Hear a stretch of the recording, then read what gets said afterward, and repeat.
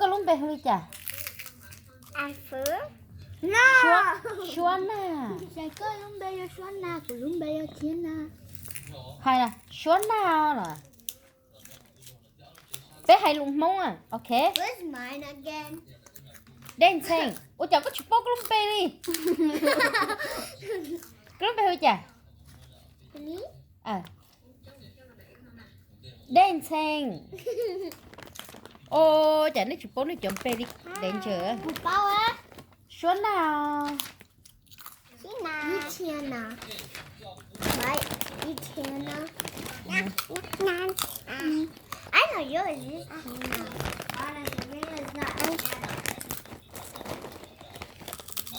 có lúng bè hơi chả nào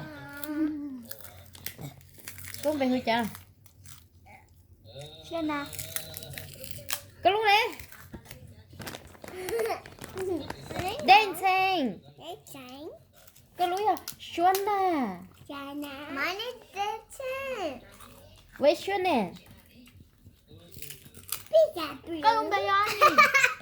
có chỉ có luôn mông á có chỉ có luôn mông á có bữa giờ mông à có bữa giờ mông có chỉ giờ mông à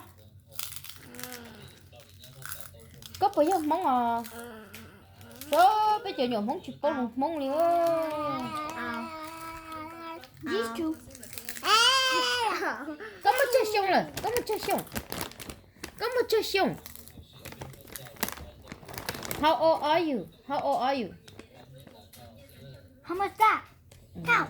One, anh nào có một chơi xong à two, hai luôn mông à E, O, P, Blau, G, Joe.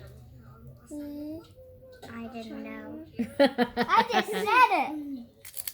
em có một chơi xong à I didn't count. có một chúa xong chế February 22nd chế có một cầu xong right You gotta be 10. Get ready for 10 punch, Fina. đó không tùy sẽ không để luôn đi one two three sẽ bé xong hay là hay bé hả bé oh three cái này chỉ hai luôn mong So 3 years old.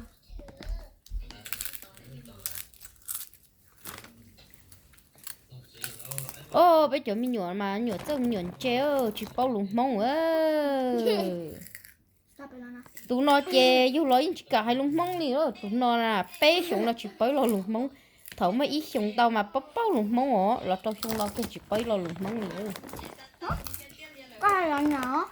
có hai tụi tụi nó Ồ. có bảo tao mua cần ta Sẽ chi tao. có bảo tao mua xí qua có bảo lấy mua xí qua là chỉ bố có mua xí qua lại bây giờ